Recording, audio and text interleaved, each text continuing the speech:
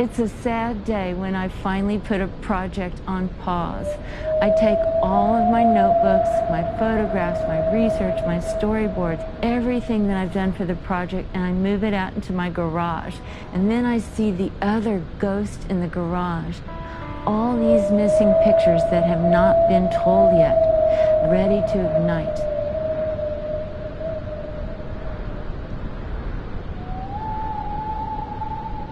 So The Monkey Wrench Gang is this great action-adventure movie, and it's got 4 super vivid characters.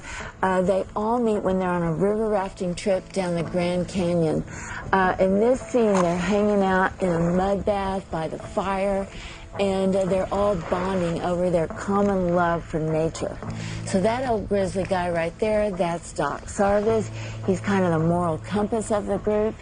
And he's played by Jeff Bridges. That's who I had meetings with to talk to him about it. And I also met with Matthew McConaughey about playing Hayduke. And Hayduke is super fun. He's this damaged wild man, Vietnam vet. He's a demolitions expert, and he hates seeing the demolition of the desert. And next you got Seldom Seen Smith. That would have been Woody Harrelson.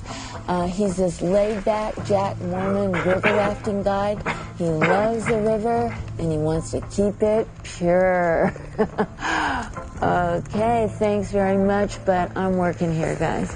That's Bonnie, and she is a sexy, hippie, Jewish princess from Brooklyn. And her boss, Doc Sarvis, is madly in love with her. And so I met with Reese Witherspoon about playing this part. Oh my God.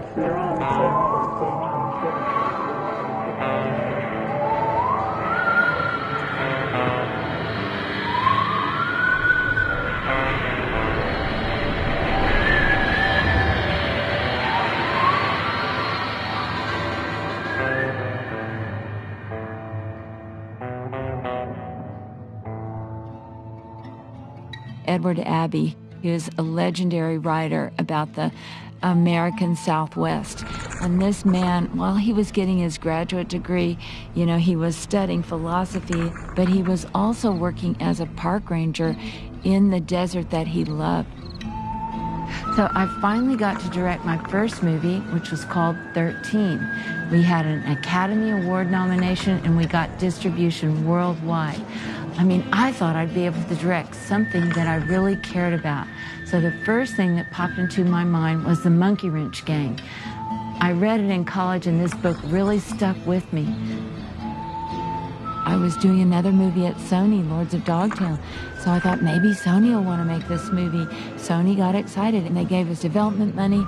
We went on a scouting trip to Moab, and we went rafting down the Grand Canyon, and took my camera, and we started storyboarding it. That was really a great experience. These characters were based on real people. They want to put their passions into action, and they formed the gang, the Monkey Wrench Gang, and they're going to start sabotaging, like putting sand into the gas tanks of bulldozers, rocks in the crankcase, sand in the gas tanks, drain the fluid lines. Come on, people, chop, chop.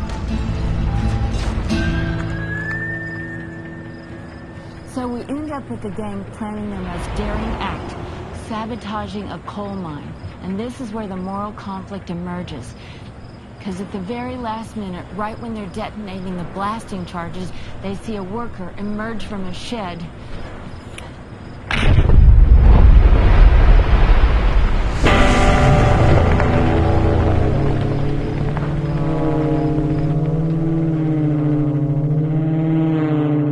The guy survives, but it's a very close call.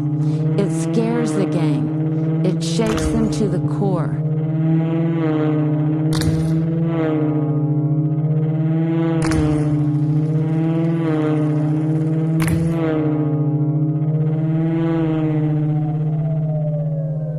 Our gang doesn't have time to deliberate about the intricacies of the morality of activism versus terrorism, because they're suddenly being chased by Bishop Love, the biggest nemesis of the Monkey Wrench Gang.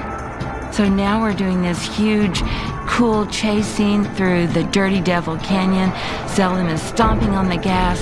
You know, there's dust clouds coming toward them. We see the pack of blazers roaring up the road. They're looking for a detour. They've got nowhere to go. They're going to be captured immediately. Hayduke looks up at the wall. He's like, I can get up to the top.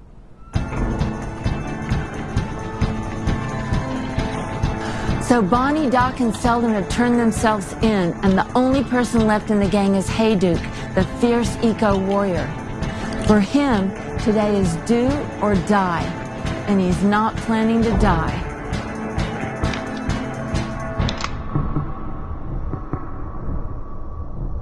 We see Hayduke, you know, he unlatches the safety, he takes a quick breath, shouts out with all he has, "Motherfuckers!" And he goes to war.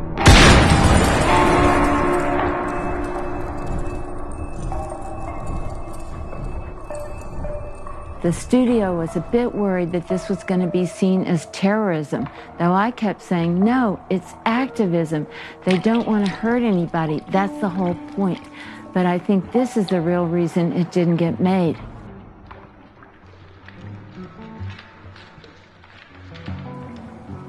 As a director, we all have these films that we love and that we want to get made. We work so hard on them. You work every single day for a year, 2 years, 3 years, but then somehow you just can't get the green light. It's like lightning has to strike.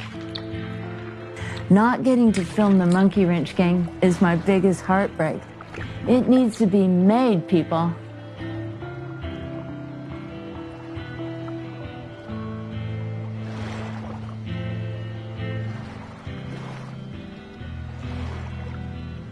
And for a woman director working in Hollywood, this magic is even harder to ignite.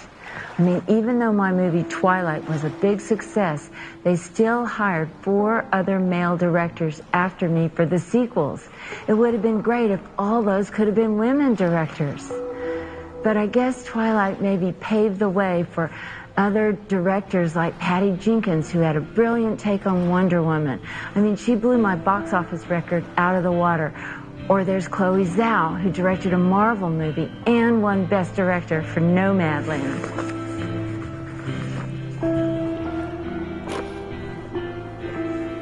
The doors have been kicked open, people.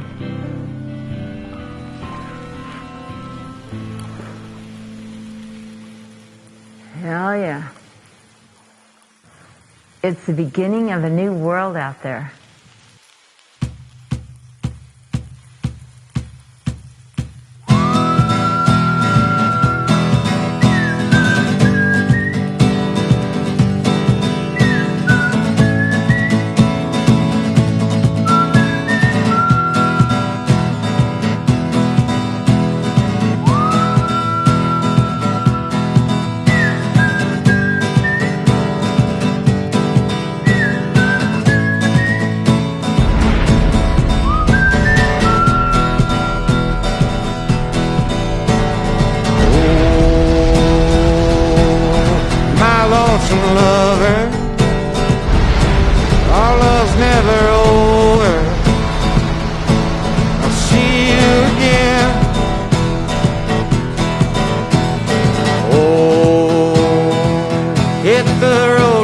Somewhere heading toward the sunset, one they'll never end. Oh, our workday's never over. We all once were soldiers, now we're doing it again.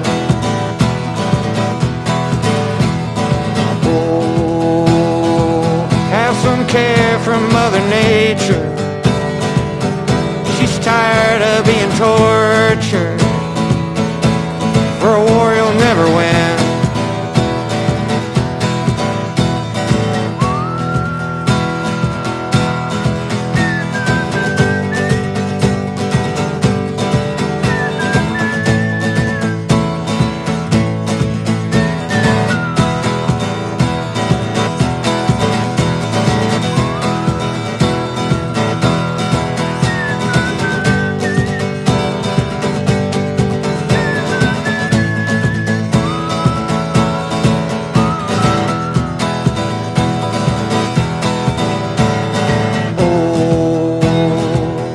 some care for Mother Nature.